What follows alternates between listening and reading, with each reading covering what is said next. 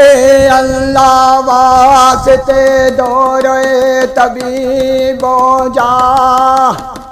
ए मार इजो फराक दी सेंदे तो ओ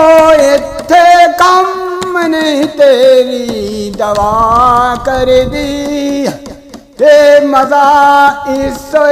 बीमारी दा लेंदे तो ओ किसे